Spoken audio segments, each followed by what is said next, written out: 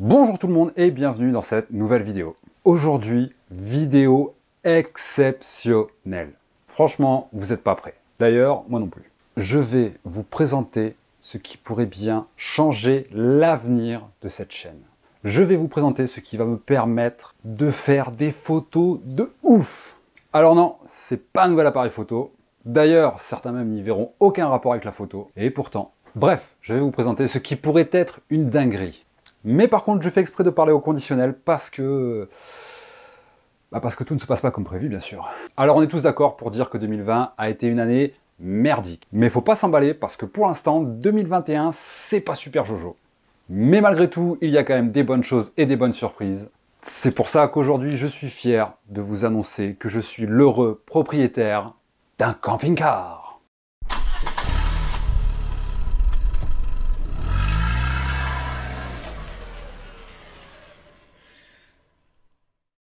Alors ça aurait pu être génial de faire cette vidéo dans mon camping-car. Sauf que, comme je vous l'ai dit, tout ne s'est pas passé comme prévu. Et c'est ce que vous allez pouvoir voir dans cette vidéo. Alors d'abord, petite présentation de ce camping-car dénommé Gus. C'est Gustave normalement, mais Gus c'est mieux. C'est un camping-car de la marque Pilote sur un porteur Ford Transit Essence de 1982. Alors je vous préviens de suite, il n'est pas vieux, il est vintage. Ouais, parce que vieux c'est un peu péjoratif et surtout qu'il a le même âge que moi, donc ça pourrait me vexer aussi. Donc ce super camping-car vintage, avec ma chérie, nous l'avons acheté début décembre. Le 5 décembre 2020 pour être précis. Je m'en souviens encore, c'était une super journée ensoleillée. Et ça c'est important pour la suite de l'histoire. Donc ce fameux 5 décembre, après une multitude de paperasses et après avoir lâché un gros chécos, nous voilà enfin propriétaires de ce camping-car. Alors, à peine les clés en poche, nous voilà déjà partis sur les routes, non pas pour un road trip, juste pour aller chez les beaux-parents, à une demi-heure de chez nous, afin d'offrir à Gus une deuxième jeunesse. Parce que voilà, comme je vous l'ai dit, il est de 1982, et en 1982, niveau déco, c'est vraiment moche. Oui, parce qu'à l'époque, dans les années 80, les concepteurs de camping-car avaient eu la bonne idée de vouloir créer une ambiance chalet. Sauf que l'ambiance chalet en 2020, c'est plus trop ça. Ça ressemble plus du tout à un chalet. Ça ressemble plus à un vieux bordel miteux. Les connaisseurs savent de quoi je parle. Donc voilà, on part et on se dit, on se laisse une semaine pour refaire la peinture, refaire un petit peu la déco. Et après c'est parti, on taille la route. Le premier souci, c'est comme je vous l'ai dit, on l'a acheté le 5 alors qu'il faisait beau, et à partir du 6, il s'est mis à faire un temps de chien. Et même si on habite dans le sud, on n'a jamais eu autant de pluie. De pluie et de froid, tant qu'à faire. Alors c'est à la fois une bonne chose et une mauvaise chose, dans le sens où grâce à cette pluie, on a pu s'apercevoir que, qu'il y avait des infiltrations. Donc déjà, première infiltration qui nous a donné pas mal de fil à retordre, on l'a retrouvée sur la baie vitrée du fond, où on s'est rendu compte qu'une petite goutte n'arrêtait pas de tomber dès qu'il pleuvait. Donc qu'est-ce qu'on a fait? On a retiré la baie, on a remastiqué, rejointé, remis la baie, mais il y avait toujours cette petite goutte. Donc on a rejointé, remastiqué, et après avoir dépensé 3 tonnes de silica, on a enfin arrêté la fuite. Mais ça c'est rien, non, c'est rien ça. Ma chérie a eu la bonne idée de vouloir arracher la moquette au plafond. Oui, il y avait de la moquette au plafond. Et en arrachant cette moquette, on s'est rendu compte qu'il y avait un trou. Mais vraiment un trou, comme s'il y avait eu avant un conduit de cheminée ou un poêle, je ne sais pas. Ce trou forcément donnant à l'extérieur, il n'y avait aucune protection. Donc là encore, je vous laisse deviner, nouvelle infiltration. Donc là, pareil, on bouche le trou par en dessous, par en dessus, par au milieu, on refait le bois, bref.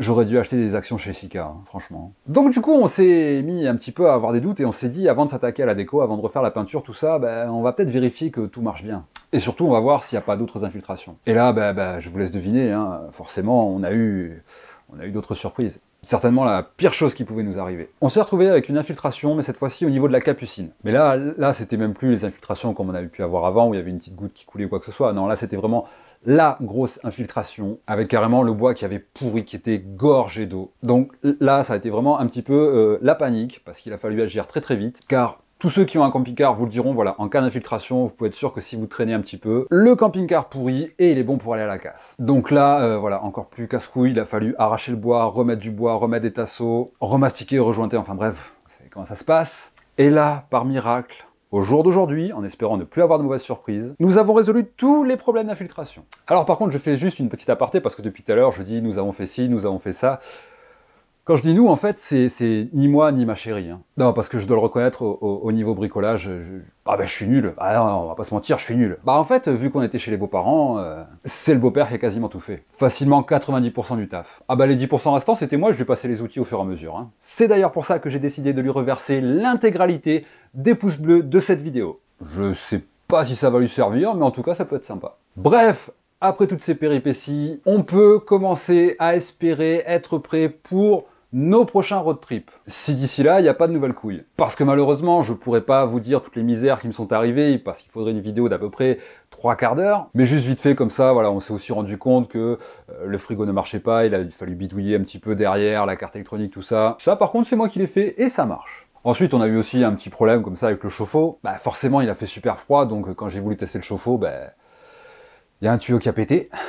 Là, on est en pleine révision du système de gaz. Pour l'instant, ça a l'air de marcher. Et donc, on en arrive enfin à la partie la plus cool, où là, on peut commencer à décorer le camping-car. Mais là encore, on s'est fait chier, quoi.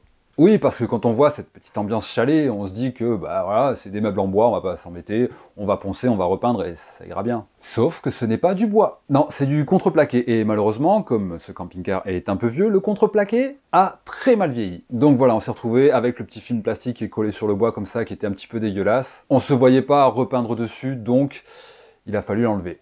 Et là aussi, on va pas se mentir, ça a été une belle galère, hein. On a essayé de poncer, on a essayé de décaper, enfin bref, beaucoup plus long que prévu. On a eu aussi la bêtise de vouloir enlever un des lanterneaux. Oui, parce que voilà, il y a certains problèmes, on va pas se mentir, c'est nous qui les avons provoqués, quoi. On a donc enlevé un lanterneau où il y avait un espèce de vieux système de clim de VMC, sauf qu'on l'a enlevé et qu'on n'avait rien pour le remplacer, quoi. Et quand enfin on a trouvé un lanterneau à la bonne taille, avec un système de VMC aussi tant qu'à faire, bah le lanterneau a mis à peu près 1 mois à venir. Donc voilà, comme je vous l'ai dit, cette vidéo aurait pu sortir il y a longtemps. Ensuite, cette vidéo n'a failli pas se faire parce que j'en étais arrivé à un point où j'étais vraiment en train de craquer et j'ai même pensé à prendre ce camping-car et à y foutre le feu. Mais voilà, aujourd'hui, nous sommes au début du mois de février. Et avec un peu de chance, nous pourrons bientôt prendre la route. Alors bien sûr, si vous voulez ne pas rater les prochaines vidéos et surtout nos prochains road trips avec Gus, n'hésitez pas à vous abonner, à activer la petite cloche de notification. Très prochainement, vous aurez une vidéo de la présentation complète de Gus, mais de Gus rénové. Vous pourrez apprécier le petit avant-après. Et puis surtout, je vous le dis, là, je suis en train de préparer un premier petit road trip dans un endroit magnifique où je vais pouvoir faire des photos de dingue. Et c'est là où on en arrive au rapport avec la photo, parce que c'est vrai que voilà, un camping-car, on se dit bah ouais, c'est bien pour partir en vacances. Non, ça va me permettre de partir à la découverte des plus beaux spots de France. Ouais, parce que je pense qu'avec ce camping-car de 1982, je vais éviter de faire un tour du monde. On va commencer par un petit tour de France, ce sera plus sûr. En tout cas, j'ai été ravi de vous retrouver pour cette vidéo. J'espère qu'elle vous aura plu et j'espère que comme moi, vous êtes impatient de voir la suite et de partir sur la route. Je vous dis donc à très vite pour de nouvelles vidéos, à très bientôt pour de nouvelles photos avec Gus. Si tout se passe bien. En attendant, ciao.